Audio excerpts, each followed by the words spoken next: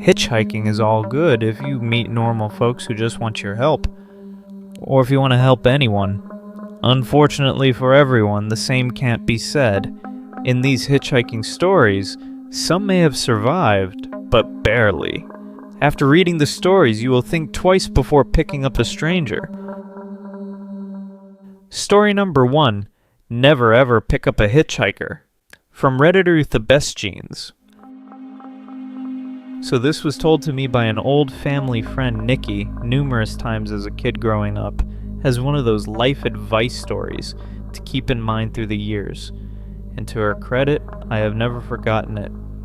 Whenever anything associated with hitchhiking comes up, it always springs to mind and probably always will. Makes me a bit ill whenever I think about it, actually. So Nikki, who grew up at the same time as my dad, so this was about early 80s, I believe, was a young woman in her mid-20s. She's one of those real kind-hearted souls, always willing to help another out in a time of need. You know, and I can't imagine her being anything other than that when she was younger, so I totally see her doing this too. So, driving into the city, about a 2-hour or so drive out from town, she saw a man walking down the side of the road. As she neared, he turned and, in typical hitchhiker manner, stuck out the old arm and thumb. Nikki, bless her heart, pulled over and asked him if he needed any help. She told me that he was really polite, if not a bit shy, when he asked for a lift into the city. Nikki gave a smile and popped open the passenger door for the guy, who tossed his bag into the back seat and buckled up for the ride ahead. They talked pleasantly for most of the trip. About friends, the news, etc., happy small talk. She felt that they were getting on really well and even bought him dinner at the pit stop a little over halfway there. She says he seemed really flustered and awkward when she paid, but one of the things they had talked about was money, and how he was pretty dang strapped for cash, which was why he was hitchhiking in the first place. But he eventually relented and they went on their way.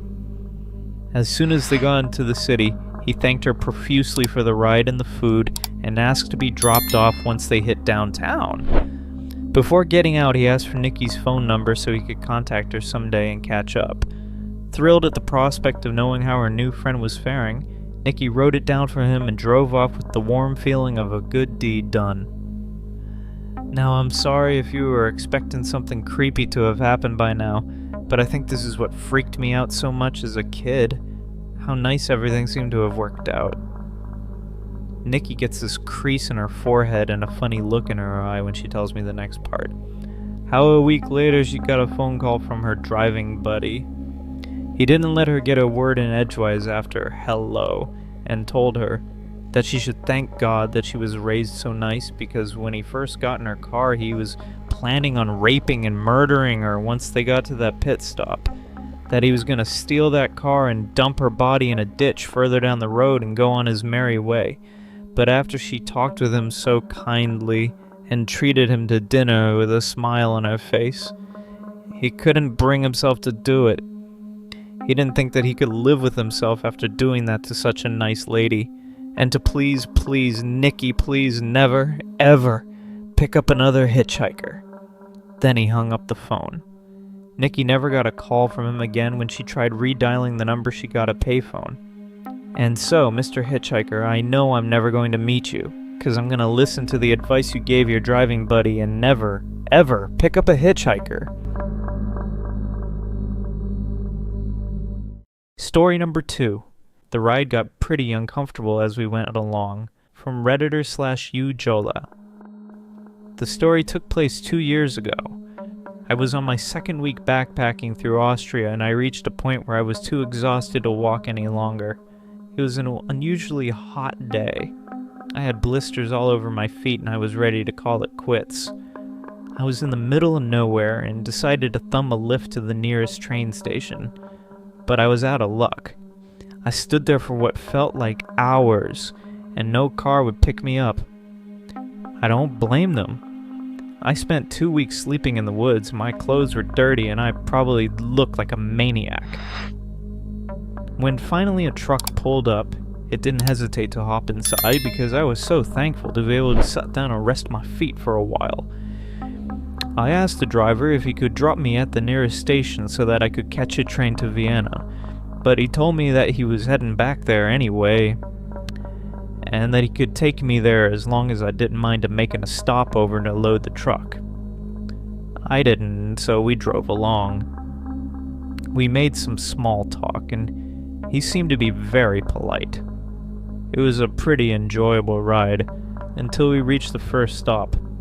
He loaded his truck while I walked around a bit and bought some water at a gas station nearby. He had offered me drinks a few times along the ride, but I always declined because I don't feel comfortable with that. I got back into the truck and we continued the drive to Vienna. Almost immediately after we took off again, he told me that it wouldn't be a problem for him if I wanted to take off some clothes since it was such a hot day. Yeah, I told him that I was fine, but he brought it up a couple more times. He also asked me if I wanted to take a nap in the back, and that he had several hitchhikers sleeping there in the past. I declined again and started to feel a little uneasy around him and planned to leave the truck at the next gas stop. All of a sudden he nearly yelled at me to put my head down and hide because he was driving past his stepfather's car and he didn't want him to see me in the truck. That struck me as odd, but I did anyway because his yelling took me by surprise. That confirmed my resolution to get out of there as soon as possible, and I asked him to drop me off at the next stop and made up an excuse that it was my goal to enter Vienna by feet and that I well rested enough to make it thanks to his lift. He agreed and I got my stuff ready. He suddenly turned to me and said that I looked familiar and that he was sure he saw me somewhere before. I shrugged it off, but he insisted he remembered my face. He asked me if I ever went to a swinger club because he was sure he saw me there sometime. That caught me off guard, and I told him that this was impossible because I'd never been to one. Well, do you want to? I'm going to one in Vienna. Let's go there together. I'm sure you'll like it. At this point, I really wanted to get off the track ASAP and told him that I had no intention to come with him and asked him to drop me off now. He didn't answer, but reached into his pants and started masturbating while he drove along. I froze up, clutching my backpack on my lap and didn't know what to do.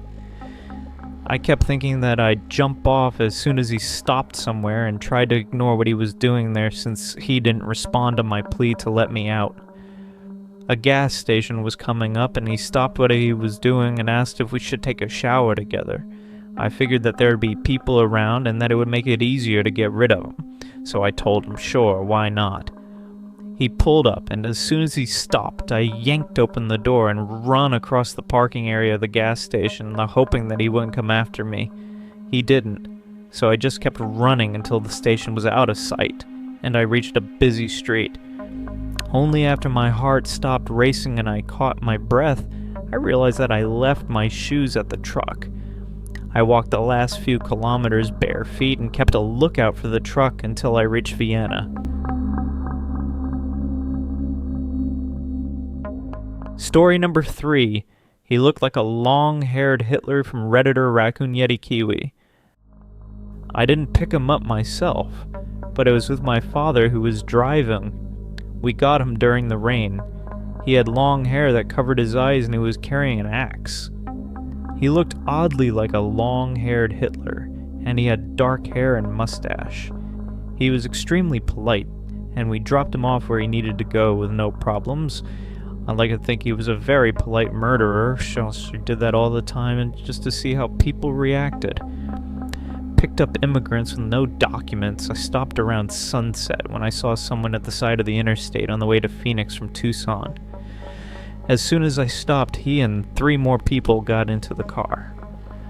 Before I could say anything, a spotlight hit my mirror, and the state police officer came up, asked me if I was okay, and started questioning my new passengers in Spanish. He said to me, "You know you have a carload of illegal aliens here, don't you?" He then said I could turn them over to him, where he would keep them in jail overnight and turn them into INS in the morning, take them up to the next exit and drop them off, or take them to where they were originally headed. Not quite sure I understood him, I asked him to repeat. He said the same thing again. I said that if he didn't mind, I would take them to their destination, which turned out to be an orchard a few miles up the road. He wished me a good evening and left, while my passengers kept repeating, "Amigo, amigo."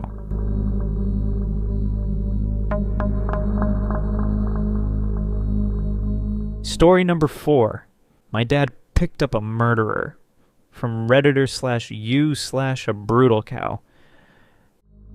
Not my story, but my dad's. He was traveling through Arizona on his way to Mexico. He looked to the side of the road and saw a man hitchhiking. My dad pulled over and asked where the guy is going, to which the man said, "The next town over." My dad, being a very trusting man, and this being the 70s or 80s, decided he would give him a ride. While they're driving, they start talking, and my father asked for his name. His name was Derp. My dad, quite shocked, looked at him and replied, "Holy crap, that's my name." They had a few small conversations, and at the next town my dad led him out and continued to Mexico. He eventually reached the border. He pulled up and the border official asked to see his license. He took a good long look at the license. The official then took off his big aviator sunglasses and told him to pull over to the side. My dad got out of the car and they put him in a room while they searched his car. He was sitting in the room for a good few hours admiring the entire wall of confiscated tequila when the officer walked back in and apologized for the wait.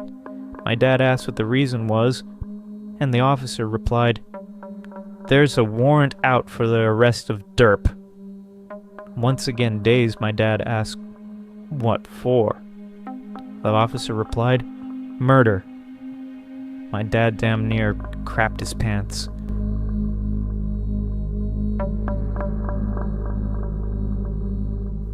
Story number 5. Threatened to kill a park ranger. From a former Redditor. This story comes from my father's experience as a hitchhiker. During the late 60s, early 70s, when he was between 13 to 16 years old, my father took off for the summer and went on a big trip around northeast Quebec. Apparently his parents didn't care about him. Anyway, as he's going along, he gets picked up by a bunch of Americans headed up in the same way. I can't recall if these guys were draft dodgers or vets, but either way, it became pretty clear to him that these guys weren't completely sane. Not wanting to draw their attention to this fact, he figured that he would take the ride and ditch them as soon as possible.